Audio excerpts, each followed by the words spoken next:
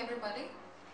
Author, columnist, editor, publisher, scriptwriter, on the list of India's most trusted people, 50 most powerful women in India, the 50 influentials. I'm privileged to be talking to you today, Shobhaa.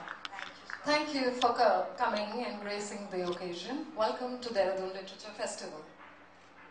I'd like to begin with, I know books are big on our minds, but I can't resist asking you, Shobhaa, you lead a very busy life.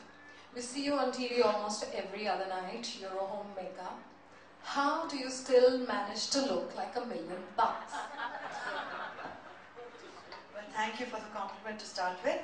I'd like to begin by congratulating the organizers behind the Dehradun Literature Festival. I think it's a fantastic, very important initiative and has to be supported by the city and by the students, because literature festivals make it possible for writers who lead essentially fairly lonely lives to actually interact with readers. It also provides a platform to young writers to meet with publishers they would never have access to, and to show their work, to share their work, to share their work with maybe senior writers, get some guidance and some ideas. So congratulations to Dehradun for organizing this festival. I wish it all success, and I would be very happy to support it in whichever way I can. If I can't be physically a part of it, I'd be happy to help Anurag and his team get writer friends on board, because each wonderful city, particularly a city like Dehradun, which is like the crucible of education and ideas and has been for decades, to have a literature festival that shifts the focus to the city and places it on the literary map of India and maybe Asia. You have fantastic writers who stay very close by. In Mussoorie, you have 4 exceptional writers.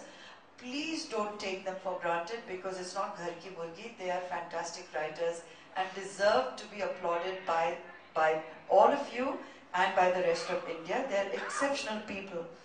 So I urge you, in fact, to invite Mr. Ruskin Bond, maybe as the patron of the festival, because he is the senior most writer and a very successful writer, and he reaches out to children perhaps like nobody else. So thank you once again, and I have many apologies for last evening. I was meant to be here last evening. Blame it on stress or just old age, but I missed my flight and drove from Delhi to Dehradun, got here at midnight. I'm very happy to be here with all of you, and thank you for such a warm and wonderful welcome. Thank you. To answer your question, what do I say? It's not a kitty party, right? Please do not be humble and come out with it. Shall I just say, it's, if you conspire to be born into the right gene pool, as I clearly was, I have nothing exceptional that I do for my anything. I barely have the time. So if you were to ask me, like they often do, whatever your Raz is, I answer very truthfully, but no one wants to believe it. It's Pond's Cold Cream. That must be the best endorsement for that company. I should charge them a fee. But that's what I've used all my life. As simple as that. It's even in my handbag. You can check it right now. All right. You write a weekly column in the week, Detour, and quoting from that recently, First Impressions, I quote, "The Jaipur Literary Festival Jamboree marks the end of literature festivals in India. The caravan then moves to other climes, other less sexy cities." What do you think of the Dehradun Literature Festival, and what enticed you to come to a not so sexy city, if I may ask? Well, Dehradun is sexy in its own way. Maybe after the Lit Fest it'll just get sexier. But that was a tongue-in-cheek comment on what I believe the Jaipur Lit Fest has become. It's the positioning it has acquired over time across the world.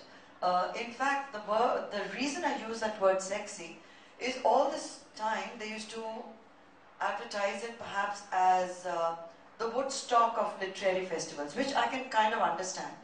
This time I saw billboards which advertised it as the Ibiza of literary festivals. So one can only think of naked ladies on a beach or people in very, micro bikinis, because on a party zone, which is what Ibiza is known for.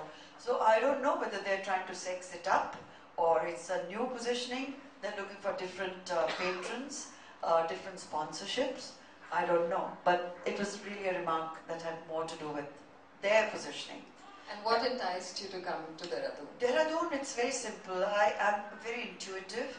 And if someone asked me something nicely, as Anurag did, I had never met him, but it was a very polite and a very well-worded request.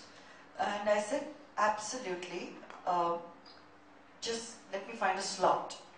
The first slot he found was, I said, I'm sorry, but I support literary festivals. I'm a great supporter of smaller literary festivals in particular, but there's a small issue. My daughter's delivery date happens to be the same, so I think that's a little more important, don't you? So he was very sweet. He said, oh, no question, we'll chant for your daughter, and they did, and the baby it was the same delivery. It's my third grandchild and a fourth one on the way. And I'm sure the chanting helped because we were all a little concerned, and it was very kind of him. The minute he said that to me, I said, the next slot, I'm right here, and I will support you all the way. There's some people with whom you just find that karmic connect. And with Anurag, I feel like he's my son from another life or something. So sweet. That's very kind. And congratulations on the new baby. You're here for the launch of Karan Johar's autobiography, which is An Unsuitable Boy, and it's a bestseller. People have to wait for 3 weeks, 4 weeks to get their copy. Karan's very dear to you. Would you like to throw some light on Karan, the man, the boy, other than the icon that we know? And about Unsuitable Boy, would you like to talk about the book some? Yes, it's an interesting side comment that when we did the big splashy Mumbai launch, which had all of Karan Johar's protégés, Alia Bhatt and Siddharth Malhotra and all that, cheering for him, as they should. He created them. There was Shah Rukh Khan, who was the person who launched the book for him. It was very sporting of Shah Rukh because there is a chapter on him, which when all of you read it, you'll understand there's been maybe a little hiccup in that relationship, but he sort of came forward. And Shah Rukh always has to be a little contrary. So he started off by saying, I don't agree with the title. Why is he an unsuitable boy? I think he's a very suitable boy. I think the book should be retitled An Intelligent Boy. I think it should be titled A Sensitive Boy. It should be titled A Beautiful Boy. It should not be called An Unsuitable Boy. So, I kept quiet, of course. I said, you're not the publisher, honey. I wanted to say, but I didn't. Besides which, An Unsuitable Boy is a tongue-in-cheek and a very sensitively thought-through title, given the contents of the book. And it's also, in a way, a tribute to An Unsuitable Girl, which is an iconic book written by Vikram Seth. And that's all about a girl who finds it difficult to conform in a fairly structured society. It makes it even more difficult if, like Karan Johar, you are a young man who has dealt with a lot of anxieties growing up in school. As he himself puts it, every morning he gets up to extremely hostile tweets, it's all in the book, where people call him the most awful names, only because they're not comfortable with his sexuality. And I think to be able to deal with that in as upfront a way as he has is commendable. There are pot shots taken often on the same about his sexuality, even in Coffee All with the Karan. time, all the time.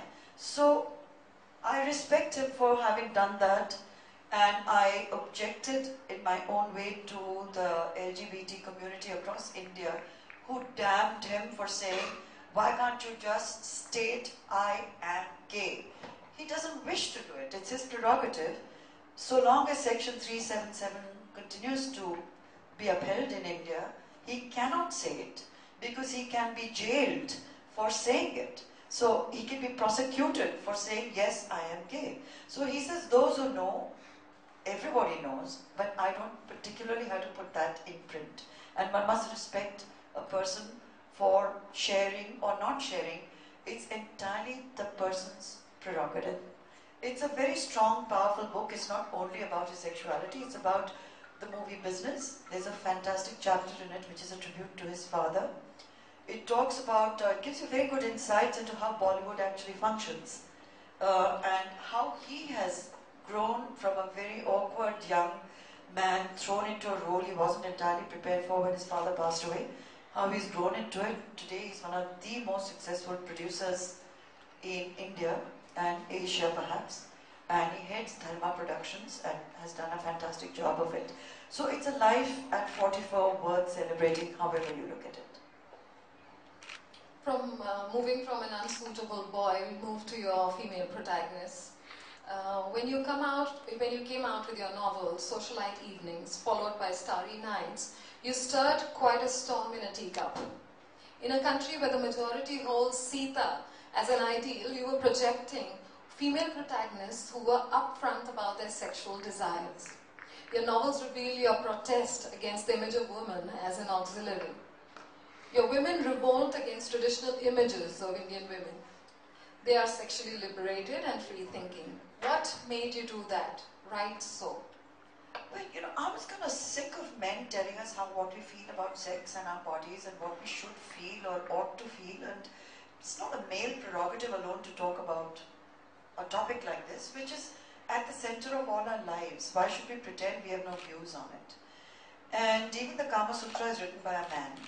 I challenge most of it. I think it's our revenge on the rest of the world who are foolish enough to try those asanas. They might break their necks, backs, knees, God knows what else. It's an absurd book. It's not meant to be taken literally. I felt it was important to speak freely about how women feel, and if it generated brickbats, I'm no stranger to brickbats. I have no problems dealing with them. And the books were not particularly titillating. If at all, it was kind of depressing because I feel there's too much baggage that women have to deal with about themselves, their emotions, their bodies, how they feel about sex within marriage, outside marriage, etc. It's a very complex issue. And if Khushwant Singh had been writing about it, there were never any questions asked. The minute I wrote about all of that, and less explicitly, at each book launch, there was always questions which were titillating in a very cheap kind of way. I mean, no one asked Khushwant Singh, so sir, are you writing about your own personal experiences? But they would ask me as a woman, because they were getting a vicarious thrill out of fantasizing perhaps. And they would always ask me, is it about your own life? And I wanted to say, mind your own bloody business. I mean, fiction is fiction. I'm free to write what I write. And you have no question to question it. Yeah. So that was it. It was really breaking through a mold. Then there'd be stupid questions like, oh, why is there so much sex in that book? I said, is there a quota system? I mean, who's going to decide? Should there be 15 pages of it? Should there be 20? Should there be 3 paragraphs? Who decides? So it was really done in that spirit, and I'm glad I did it. Connecting with the same, isn't it paradoxical that even though when vernacular literature was talking about female sexuality freely and unabashedly, when you came out with your first book, you were the rare woman to do so in pop fiction. Why do you think this phenomena existed of not talking about female sexuality? You've touched upon it, but if you could... I do believe, first of all, I have a problem with the word vernacular. I think it puts down incredibly gifted writers. We should call them regional writers. It's just a more dignified way of identifying them. Vernacular suggests, oh, down market, Dehati, which is not so. The richness of our vernacular, as you might like to call it, but you rephrase it in future, I'm sure, regional writers, is their incredible boldness. I mean, we have Telugu poets from the 13th century writing erotic poetry, which is just stunning in its power. we have many writers from Kerala writing in Malayalam. We have Rajasthan. Kamala Das too, Rajasthan too. So sensuality as expressed by women even centuries ago was acceptable, but not acceptable in the 21st century if it was written by a contemporary lady in English. I suppose that was something of a bit of a shock. Controversy's favorite child, Shobhaa is a woman with balls of steel. In the present-day context, with a huge right-wing tsunami in India and around the world, you speak your mind unapologetically. There's so much trolling, hate mail, abuse that happens. Do you feel threatened, and how do you handle that? Feeling threatened, because I never do. It's about being threatened. My problem is with that. I have a problem with people who don't agree with me, 400 strong, coming to my home, to my door, threatening to stuff vada pav down my throat because I made a comment about vada pav versus popcorn. And I mean, that's a serious mob that's out to attack you. They threaten to come and blacken your face. For 2 years, I've lived with police escorts, with carrying serious weapons on the front seat of the car. It's not fun. Would I do it any other way? Yes, I absolutely would not change a thing, because it's important in an environment that is designed to intimidate and suppress free voices that you stand up for what you believe in. And I'm very, very proud and happy that my husband thinks the same way, that my children sometimes, I mean, I get an absolute bollock from all of them, but they have never disrespected my opinion or told me to back off, because at the end of the day, I'm not speaking just for myself. I'm speaking for thousands and millions of citizens who may feel the same way. They don't have the voice. That's about it. So I can take on whoever comes to my doorstep. They can come 800 strong the next time. Everybody advised me, don't go downstairs. I live in an apartment, and they were stopped at the door, at the gate of the complex, and said, don't go down, don't go meet them. I said, I have nothing to be afraid of, and I have nothing to be ashamed of. And I went down and I spoke to them and I said, do what you want. Do what you want. So the minute you confront bullies, they back off. What are they going to do? So, you know, we have to stand up for what is right. And we have to stand up for what is right in the interests of many, many, many people who face oppression on different levels at different times and have no representation of any kind. So I would do it all over again. Bravo to that, because we are now with a few nasty comments on Facebook. I might think differently, but and I know I'll be trolled for it, or I'll have some nasty comments, so one just backs off and waits for a receptive audience. So bravo to that, and keep on. Feminism is a word that even smart actresses like Vidya or Anushka run scared of. The other day I heard a lady say, I'm not a strong feminist. Well, feminist, you're either a feminist or you're not. You're pregnant or you're not. So what's your take on feminism? And would you call yourself a feminist? No, I do not call myself a feminist. In our cultural context, it is a word that is loaded and almost invariably misunderstood. For me, the simple definition of feminism, which often gets lost, is equality. You have to be able to take equality for granted. So the minute you call yourself a feminist, you're creating a category for yourself which is presupposing that you're not an equal. I will never presuppose that. I will never want any woman in the world to have to fight for a right that is already given. Our constitution guarantees us that same equality, the same rights. So I don't like the idea of ghettos being created, of asking for any privileges. I don't want any.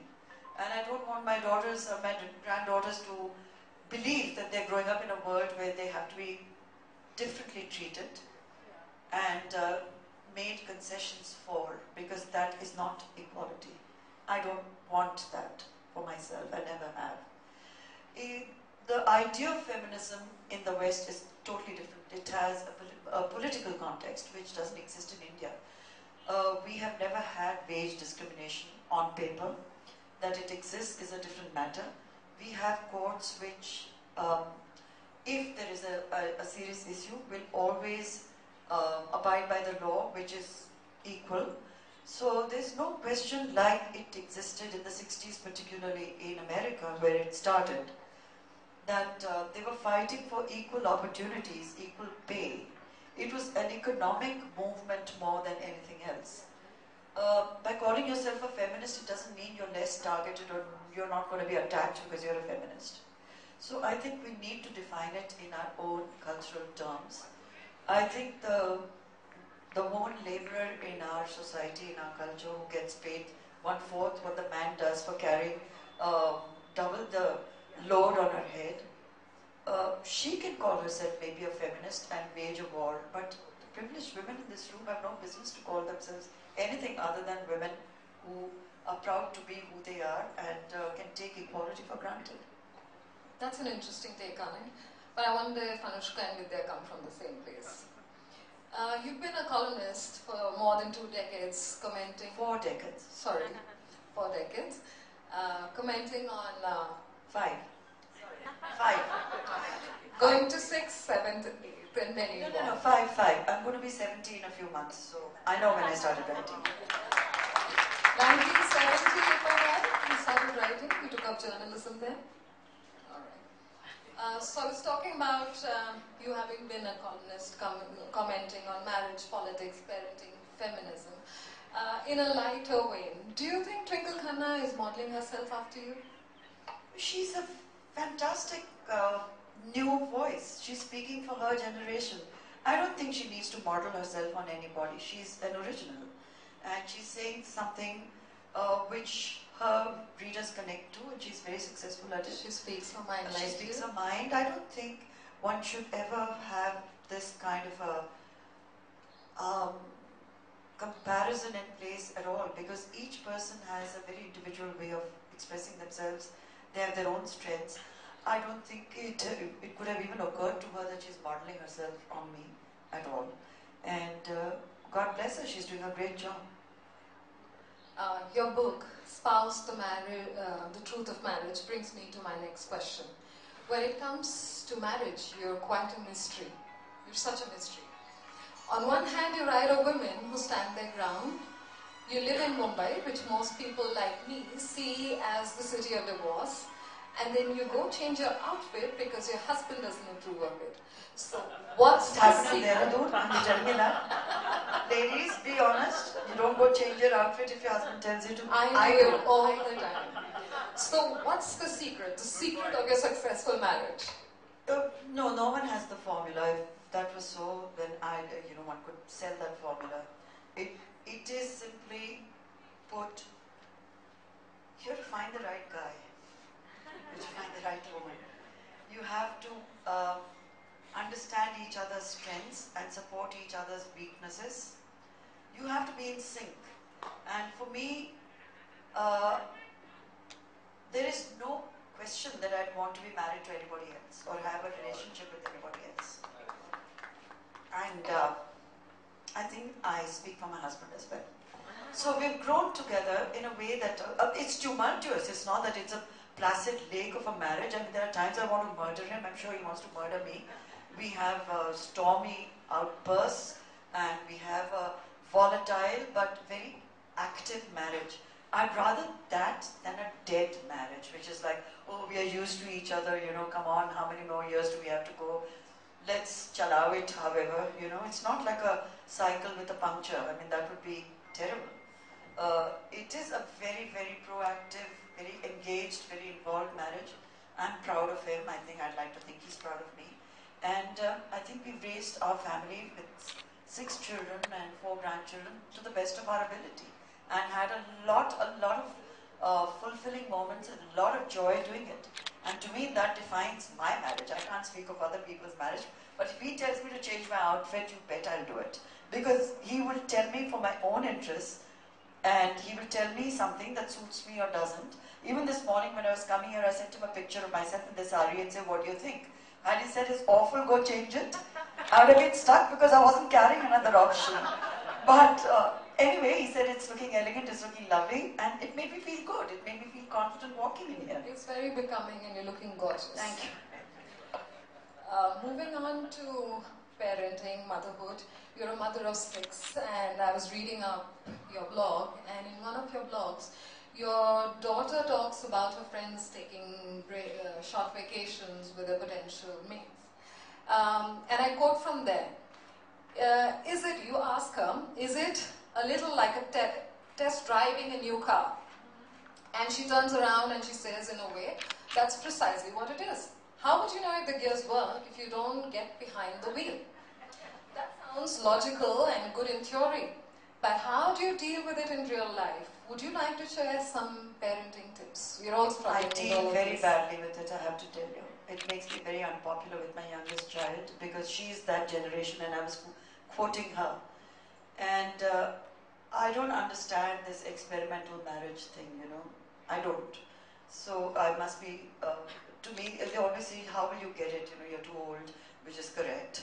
But there are some eternals which are also eternals. So test driving a car, checking gears and so on, it's a nice, cool concept, but how many cars are you going to test drive? You know, 10, 20, when you figure out that, okay, this is the car for me. Is it going to be a Lamborghini versus a Maruti? What are you looking for? That you should be clear in your own mind. But right? if you don't taste a few wines, how will you know which is the best one?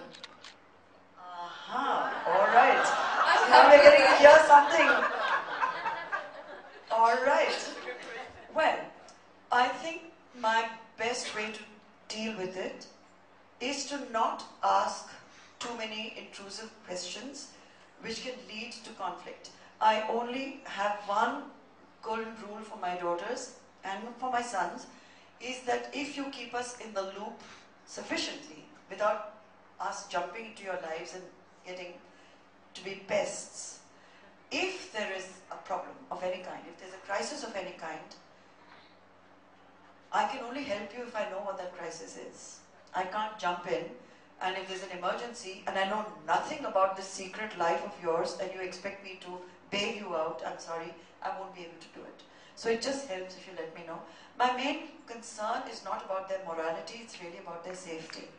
And in a city like Mumbai, where they are out fairly late at night, and even if they have very responsible drivers test driving their cars, there could be other people on the roads not as responsible, and they could be drunken underage drivers. We have an MLA in Mumbai who gave his 16-year-old son a 2.5 crore sports car as a birthday gift, an MLA. It was one of 5 or 6 cars he'd given to his underage children. So these are our netas. These are the role models. These are the maniacs on our streets. So I don't want my children to be at the receiving end as victims of those cars, those monster wheels not meant for Mumbai in the first place. So it's really a matter of concern for me that they get home when they said they're getting home, or I should know where they are, if they are wherever they are. So if by 3 o'clock they're not home, I have to sneak out of my own bedroom so I don't wake up my husband and he'll go ballistic. And I go outside, almost hang out of the balcony and phone to say, where are you, where are you, where are you, when are you coming home? And of course I get this standard reply, which is, I'm at Mantralaya, which is 5 minutes from my home. They're never at Mantralaya. They are wherever they are. And they show up 40 minutes later, but, well, that's modern life. You know they're alive and they're fine. And I wait up till they get home. Yeah, so it's okay. In your columns through your tweets, you often take people apart. So when you meet They take me apart too, a lot more. Yes, of course, constantly we hear of that. So when you meet the very same people in person, is it awkward and how do you handle it? It's not awkward for me. I've said what I've had to say. If they find it awkward to meet me, it's their choice not to wish me. But I've said something about a public figure doing something in a public space that impacts us all. It's not revealing some personal aspect of their lives. They are accountable to us as citizens. Finished. If they don't like what I'm saying, that's too bad. On to safer topics, who are your favorite authors and who would you say influenced your writing the most, if you were to? Well, I grew up in an environment, my father was a bureaucrat, he was with the Ministry of Law. So for him, he never had enough spare cash, being an honest government servant, for indulgences of any other kind, but he did spend on books. So I grew up with books from the age of, well, ever since I could remember. So they were my companions, they were my inspiration, they were my stress busters, they were everything to me. So I grew up actually reading a lot of classics because those were the books he had around us. So whether it was Tolstoy to much later I discovered Scott Fitzgerald, who I loved. And today I like a lot of young Indian writers. They're saying things in marvelous ways and very freely and very confidently. They have their own individual voices. To name a few? I like Anuradha, the Sleeping on Venus, the Anuradha... Anyone? Sleeping on Venus? Anuradha. Sleeping on Venus. It's just been translated into May. She lives in Raniket. That's right. I think she's a marvelous, very gifted writer. I love and adore Vikram Seth. Can't wait for his next book.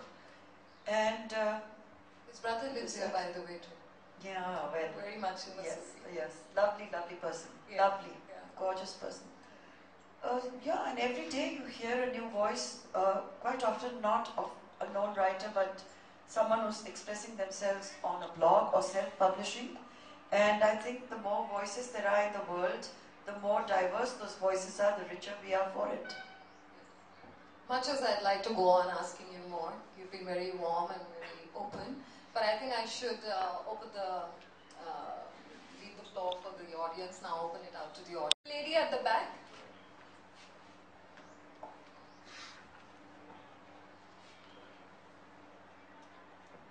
Good afternoon, ma'am. It's a delight to have you here in Dehradun, amongst all of us. I have read two of your books, Socialite Evenings and Starry Nights, and I quite like the way you've expressed yourself. So, I don't want to use the word explicitly, but I would say freely, yes, with a free mind. And my question also stems from there.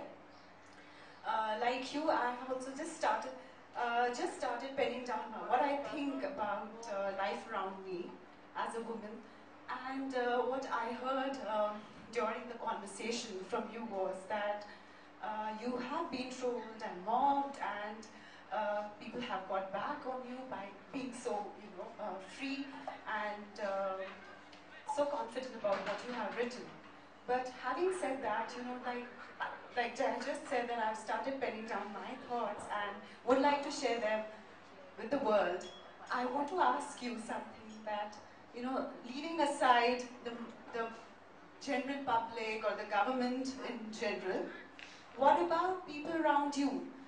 As in, like, if I'm writing about something that is to do with my life and world around me, and I am going to be quoting certain incidents and people around me, how should I go about? Like, do you think what would be the right way to tackle candid situations when you kind of pen them down, and how people are going to deal with it around you when you are going How to they deal with it is not your problem.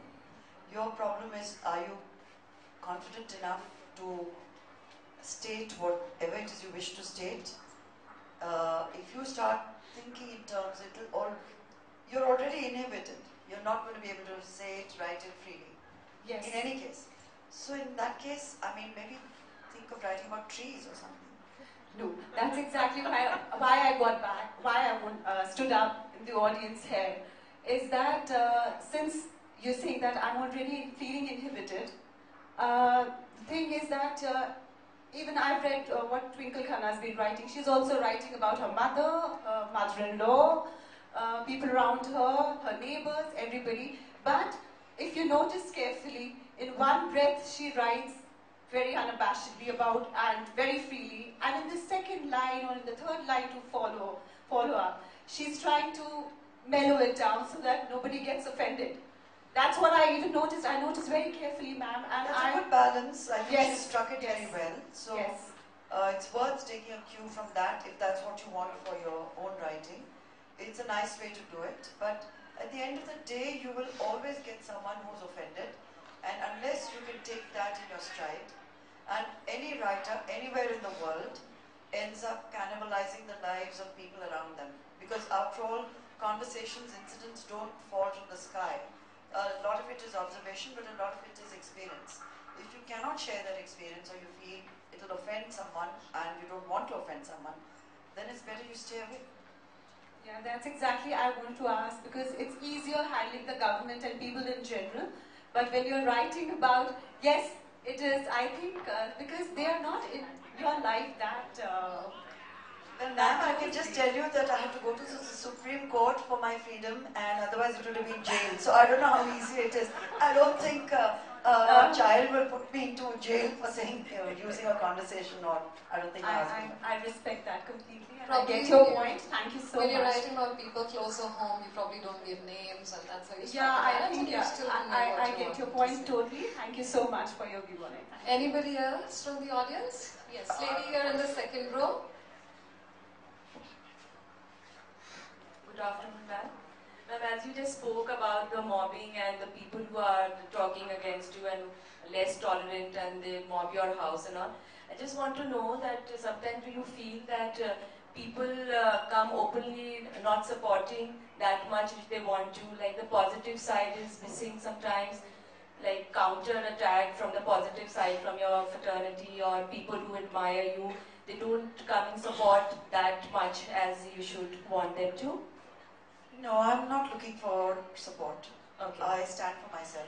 No, but I get incredibly wonderful, reassuring reactions from just people on the streets. Or if I'm at an airport or wherever I may be, there are people who spontaneously come up and say, yes, well done, or whatever it is, that I agree with you, or bravo. Yeah.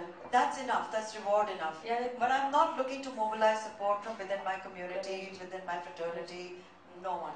I think the minute you start expecting that, and you start taking for granted that everyone's going to rush to your defense, it never happens. Unless you're politically mobilized, which I never, ever, ever want to be. That's great, ma'am. Thank you. There was somebody else. Yes. So please answer. Why don't you take the mic? Colonel Raj Manocha. I read your articles quite often, rather I'm very fond of reading them. And I did read one of them today morning on Indian Express. I can't hear you. If you could hold it closer. I read one of your articles today in Indian Express too. You are talking about demonetization. It's a long article on the right side. Sir, I don't write for Indian Express, so it can't be me. It is there. But I don't write for them at all, ever. That's the article has your name as I see, okay, well, I'll have to refer to it. This morning? Okay. But the question being? The demonetization you have talked of. And you have mentioned that the government went not correctly with the system. I feel that the government is in a very strong action and right action. You also talk about that the present system is not able to manage it because it was very secretive. Today in our country, people have been outsmarted government by being so quiet and secretive about it. I think there was no other way out. So would you like to spread some views on this because you are more onto all these issues? And what you told I have a strong view on demonetization, the way it was executed. Perhaps it was a grand and wonderful idea, but in the end it's not you and I who are the victims of what was not properly managed. It's the people who work in our homes. It's really the person not as privileged as ourselves. Like if I talk to our staff, I know what it's been like for them. They didn't have money even to buy seeds for the next crop. So it's a huge price to be paying if you haven't thought it through. And for all those of us in the cities, we've seen people lining up sometimes for 2 days just to be able to withdraw some money, and then the ATMs running dry, the ATMs not being configured for the new notes. All of this is a hasty, unprofessionally managed move, which I don't think in which way it's going to clean up the system. The corrupt are still corrupt. The big fish are still out there. They're still making money. They're going after small really nobody's. I'm chasing them. I mean, yesterday when I was driving up here, there was a fairly meaningless search of our car looking for notes. You know, all of this is an eyewash, and it's cost us a lot in terms of even our the next GDP. I'm very concerned, and it's not. I'm not an economist, so I'm not an expert. But I would go by what economists have to say. I would go by what Amartya Sen is saying. I would go by what Raghuram Rajan has just said. That whether it's really in the interest of India or not, maybe we are too close to it. It was a very bold move. We'll wait and see. And we are a corrupt country. Let's face it factually. We even go and bribe our gods. When we go to temple, पैसा देते हैं वरना हमारा काम नहीं होगा. So gives 21 rupees, I'll give 51, so I beat him. So our culture is that. Give us this time. I mean, for 70 years, other countries have moved up to what all places. He has gone down and down and down. And ask the poor man today, ask is speaking to them. Hyderabad are happy. The government has taken an action, but they want a result. And as you talk of taking on a queue, a ration stand पे जाइएगा, line लगी रहती है. Go to railway station, line लगी रहती है. Today I was coming up to Rajpur, and I found a petrol pump being used to fill petrol in a particular party. All the drivers were being filled with petrol, and then they would go and shout, "Give vote to this party." This is the other country we are living in. I think we are living in a corrupt country, which we have to stop. And that's the reason I support the system, because we have to stop whatever it may be. Maybe it is dictatorial or not. I like your optimism, and I hope your vision for India is actually the right vision and it come true, and good luck. Okay, this will be the last question, and please keep it brief because we are running out of time now.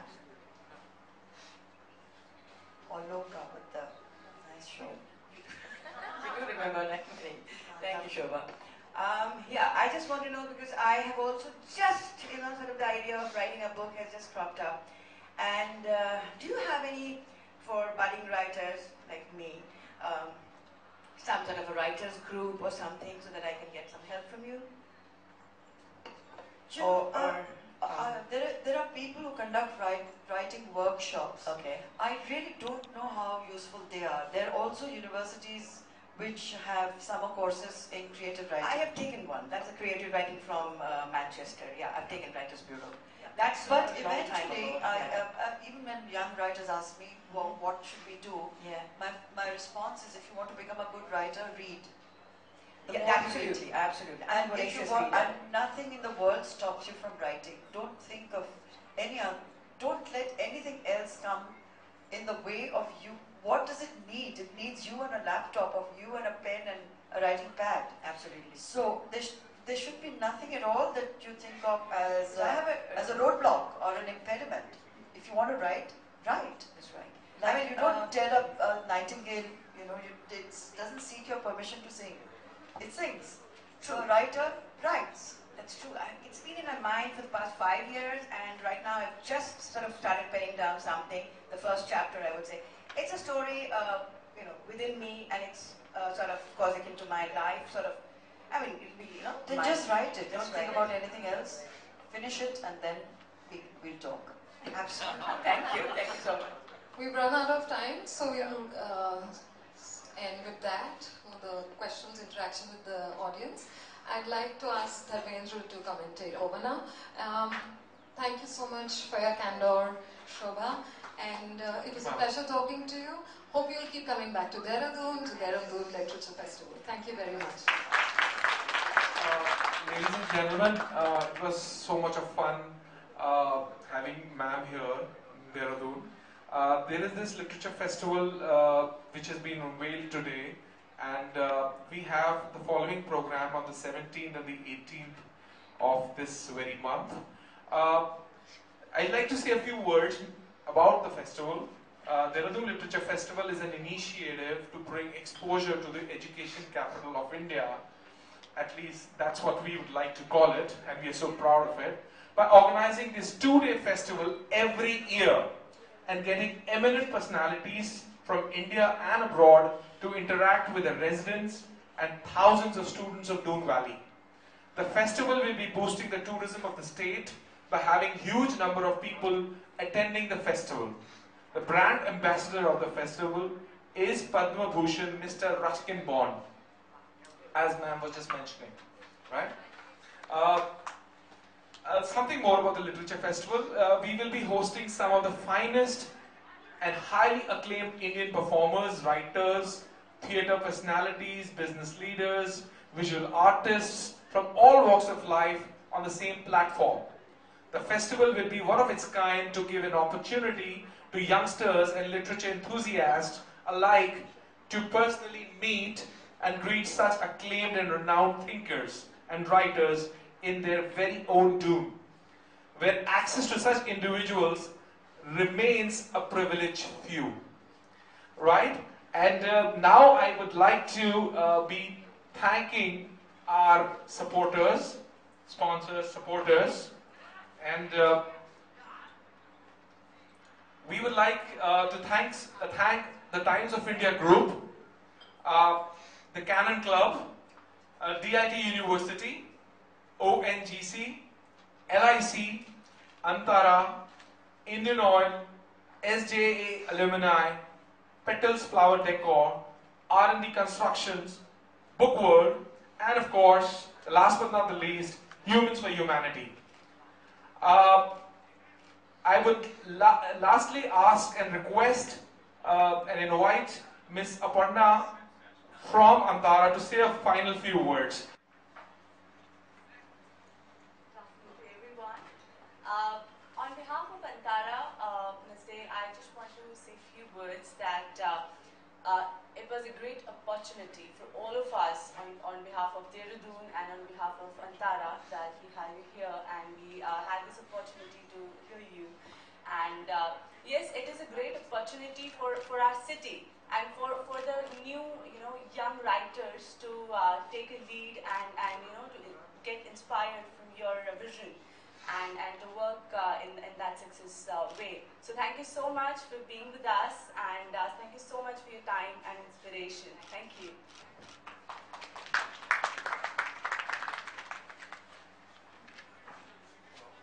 Yeah.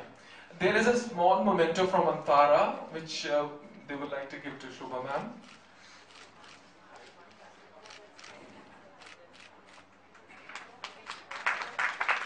Thank you so much, ma'am.